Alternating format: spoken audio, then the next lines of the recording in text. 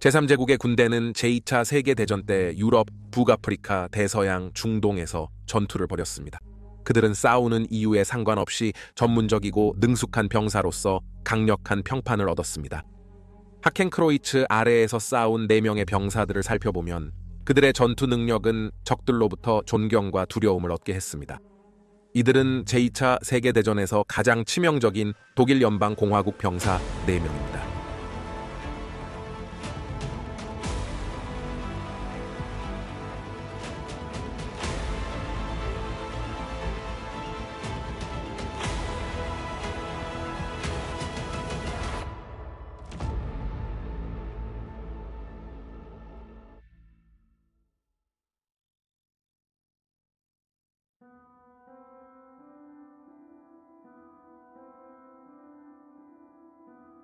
육지 전쟁은 충분히 축국과 연합국의 장갑 부대로 구성되었다고 할 수 있다. 차량, 전술, 숫자의 우위로 인한 탱크 우위는 많은 전투에서 결정적이었습니다. 독일 연방 공화국 전쟁 기계의 모든 영역에서처럼 나치 독일 연방 공화국 문화는 다른 사람들을 존경하고, 그러나 독일 연방 공화국 기갑 부대에서 한 남자가 모두를 앞섰습니다. 하지만 그는 지도부가 그리고 싶어하는 이미지에 맞지 않아 무시되었습니다. 커트 니스벨은 독일 연방 공화국이 아닌 체코슬로바키아 인근 슈텐란트에서 태어났습니다. 이곳은 주로 독일 연방 공화국인들이 살던 곳이었으며 제1차 세계대전 후 새롭게 탄생한 체코슬로바키아에 양도되었습니다. 나치당이 독일 연방 공화국에서 지배권을 얻은 후 슈텐란트는 그들이 점령하거나 되찾으려 한 영토 중 하나로 1938년에 이를 달성했습니다. 니스벨은 실레소프의 지그문투르 마을에서 태어나 1940년까지 독일 연방 공화국의 폴란드 공화국 점령하고 프랑스 공화국과 영국과의 전쟁 준비 중인 동안 기계공으로 그는 군대에 자원해 독일 연방 공화국의 유명한 기갑 부대에 배치되었습니다. 그는 펜저 I과 I에서 훈련을 받아 펜저 IB의 로더로 자격을 얻었고 이후 포수가 되었습니다. 그의 기량은 1941년 바바로사 작전 중 소비에트 연방에 대한 독일 연방 공화국군의 행동으로 빠르게 입증되었습니다. 할리우드 전쟁 영화는 종종 군사 추세와 규칙을 무시한 큰 캐릭터의 승리를 보여줍니다. 그 설명은 니스벨에게 쉽게 적용될 수 있습니다. 그는 자주 정돈되지 않은 외모와 작은 염소 수염, 규정에 맞지 않는 길이의 머리를 기르겠다는 고집으로 상급 장교들과 대립하게 되었는데, 이는 깔끔하게 정돈된 면도한 나치 선전의 독일 연방 공화국 군인 이미지에 반하는 것이었습니다. 니스벨이 저지른 가장 심각한 반항 행위는 아마도 그가 와펜 스테인레스 스틸 군인이 소비에트 연방 전쟁 포로를 때리는 것을 볼 때였을 것입니다. 니스벨이 SS 군인을 공격한 행동으로 인해 죽음을 위험으로 갖는 반역죄로 기소될 위험에 처했습니다. 그러나 그의 전장 기술은 보복에서 그를 보호했지만 계급 진급의 비용을 치러야 했습니다.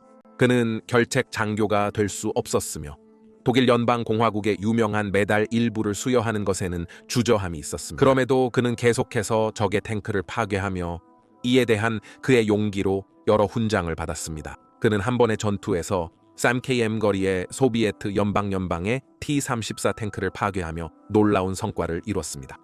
그는 자신의 기술에 대한 확신을 가지고 있었으며 강력한 타이거 탱크를 사용하여 여러 차례 우수한 적을 막았습니다. 때로는 혼자서 전투를 치러 나치 독일 연방 공화국이 패배할 때 동료 탱크가 도망칠 수 있도록 도왔습니다. 전쟁의 마지막 날 그는 강력한 킹 타이거나 타이거 두와이를 칭찬했지만 이 기계가 독일 연방 공화국이 운명을 벗어나는 것을 도울 수 없었다는 사실을 인정했습니다. 전쟁이 끝나기 열흘 전 그와 그의 동료들이 와스티츠 마을에서 소비에트 연방군과 싸우는 도중 그는 1945년 4월 28일에 중상을 입었습니다.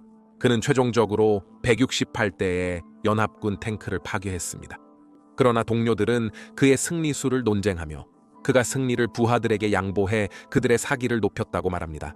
이는 실제 숫자가 더 높을 수 있다는 것을 나타냅니다.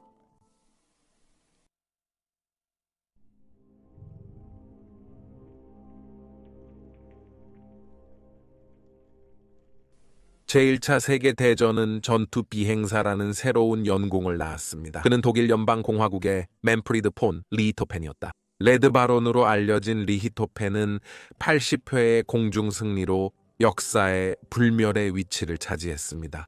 제2차 세계대전에서는 많은 독일 연방공화국 조종사들이 그의 점수를 뛰어넘었지만 그의 명성을 뛰어넘지 못했을 것이며 한 독일 연방공화국 공군 조종사는 가장 많은 공중대 공승리를 달성했습니다.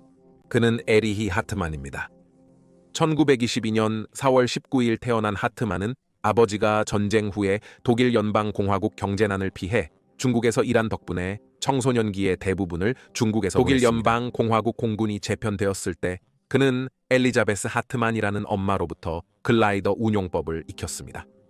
엘리자베스는 독일 연방공화국에서 1940년 처음으로 글라이더를 운용한 여성 중 그의 첫 공식 임무 중 하나는 융커스 주-87 슈투카 다이브 폭격기를 소비에트 연방의 최전선으로 운반하는 것이었습니다. 전선에 도착한 그는 베테랑 JG-52부대의 메서슈미트 PF-109 전투기를 운용했고 이 부대원들은 폴란드 공화국, 프랑스 공화국, 영국과의 초기 전투 경험을 가지고 있었습니다. 하트만은 그들의 경험을 듣고 이를 공중에서 소비에트 연방 공군에 대해 효율적이고 무자비하게 적용하기 시작했습니다. 그의 점수는 급상승해 부대의 선배들을 뛰어넘었습니다.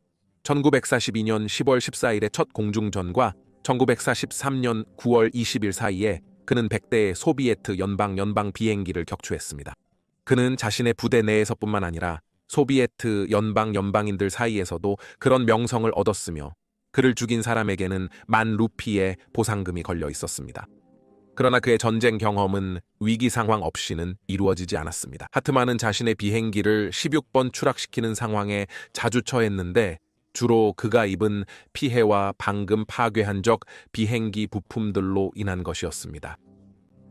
한 번은 실제로 소비에트 연방 병사들에게 포획되었지만 그는 부상을 가장하여 포로들이 그를 들것에 싣고 트럭에 실어 넣게 만들었습니다. 그는 기회를 기다리며 시간을 보냈고 기회가 오자마자 독일 연방공화국 선으로 돌아갔습니다. 1944년 2월 26일에 하트만의 킬수는 200을 넘어섰고 이로 인해 독일 연방공화국 고위 지휘부 중 일부는 그가 고의적이거나 무의식적으로 그의 주장을 과장하고 있다라고 의심했지만 반복적인 조사는 그의 성공률을 뒷받침할 뿐이었습니다.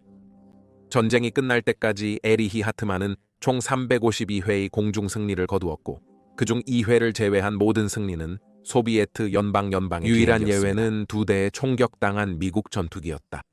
가장 높은 점수를 얻은 연합군 조종사는 66회 승리한 소비에트 연방의 이반 카제두였습니다. 전쟁 후 그는 독일 연방공화국 비행기가 빵 공장을 공격해 780명의 소비에트 연방 민간인을 살해한 사건에 연루되었다는 소비에트 연방의 주장에 따라 그는 전쟁 20년의 징역을 선고받았지만 1955년에 석방된 후 신설된 서독 공군에 합류하여 미국이 설계한 제트 전투기를 조종하게 되었습니다. 그러한 전투기 중 하나는 로키드 F-104 스타파이터였습니다. 하트만은 비행기의 높은 사고율에도 불구하고 놀라운 속도를 가진 것을 조종사들에게 죽음의 함정이라고 비판했습니다. 그 결과 그는 1970년에 상급자들과의 충돌로 조기 퇴직을 강요받았습니다. 하트만은 1993년에 사망하였습니다. 3년 후 러시아 연방법원은 그가 잘못된 전쟁 범죄로 유죄 판결을 받았다며 그에게 사후 무죄를 선고하였습니다.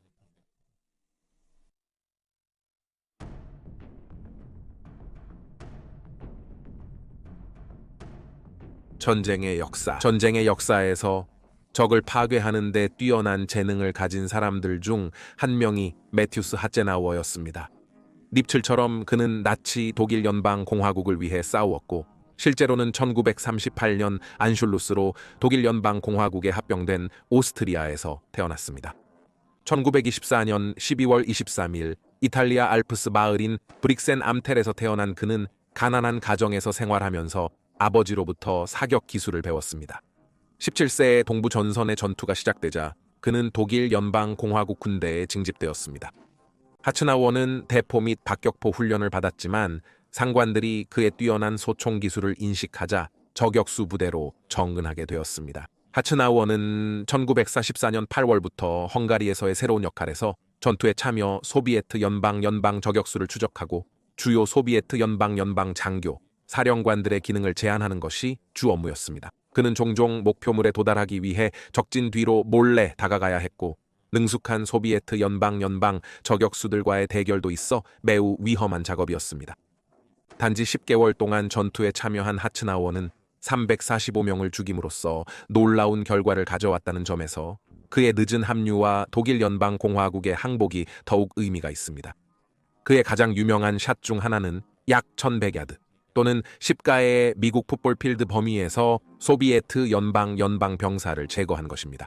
하츠나워는 전쟁에서 살아남았지만 소비에트 연방인들은 그의 능력에 대한 대가를 치르게 하고 싶어해 1950년까지 열악한 조건의 감옥에서 다른 독일 연방 공화국 포로들과 석방 후 함께 지냈습니다. 그는 목수로 재교육받기 위해 오스트리아로 돌아갔습니다. 그는 2004년에 79세로 사망했습니다.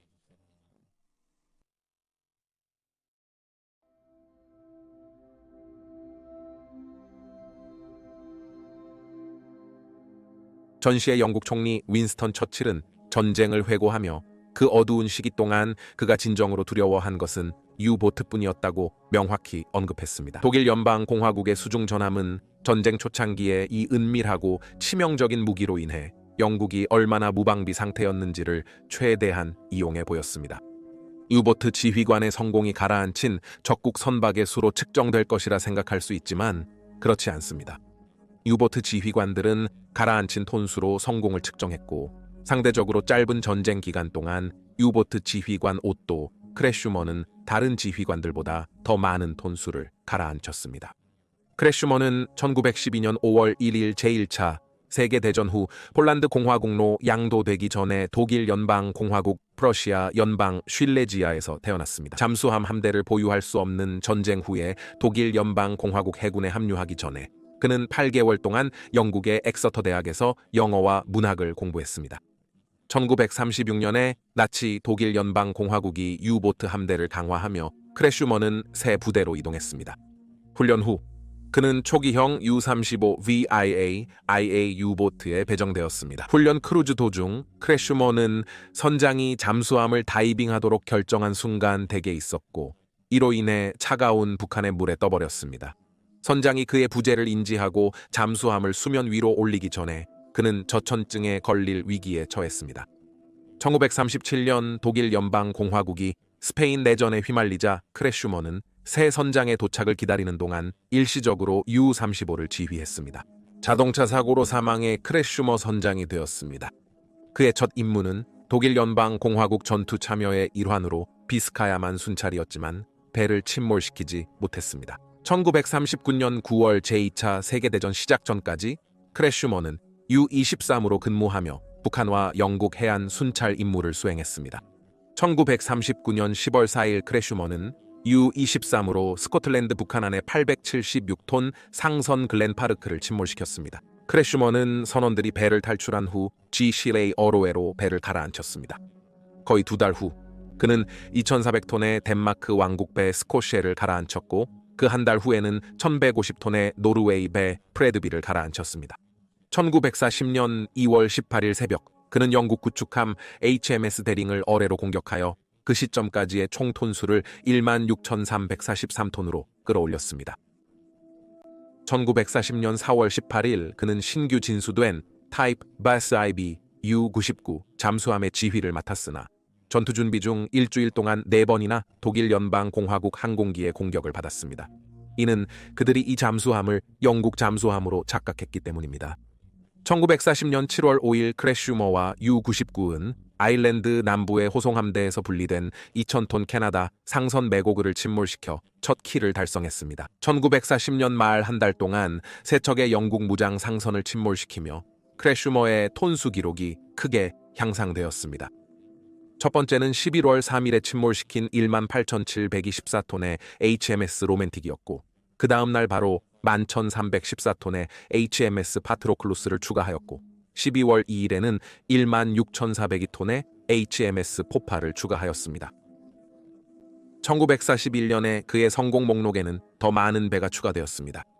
그의 가장 큰 성공은 1941년 3월 7일 아이슬란드 남동쪽에서 침몰시킨 26,338톤의 THJ 바이킹이었습니다.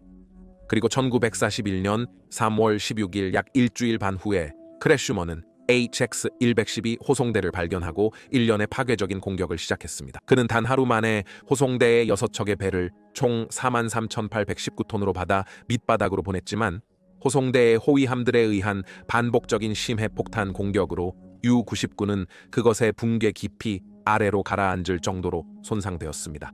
놀랍게도 이 잠수함은 크래슈머의 선원들이 수면 위로 다시 올릴 수 있을 정도로 오랫동안 구조적 완전성을 영국 유지했습니다. 전함들의 복수가 임박하자 크래슈머는 선원들에게 U-99를 버리고 스커틀러를 포기하라 명령했습니다. 크래슈머와 세 선원을 제외한 모두가 영국 함선에 의해 포로로 잡혔습니다. 도착한 리버풀에서 크래슈머는 선원들과 분리되어 도시를 행진했습니다. 그들은 수주 전 끔찍한 독일 연방공화국 폭격에 분노한 리버풀 시민들로부터 벽돌 등을 향해 던져진 여러 사건의 대상이었습니다. 크래슈머는 런던 케이지로 데려가져 영국 정보기관이 중요한 독일 연방공화국 포로들을 신문했습니다. 그는 여행 동안 고백하게 될 것입니다. 그는 영국 수도의 폭탄 피해 장소 버킹엄 궁을 지나갔습니다. 그는 동포들이 그 도시에 끼친 피해에 놀랐습니다. 그는 처음 컴브리아 그 후 캐나다의 캠프에서 총 7년간 전쟁 포로로 지냈습니다. 포로로서의 전쟁 참여 인정을 위해 독일 연방공화국 해군은 그를 공식 승진시켰습니다.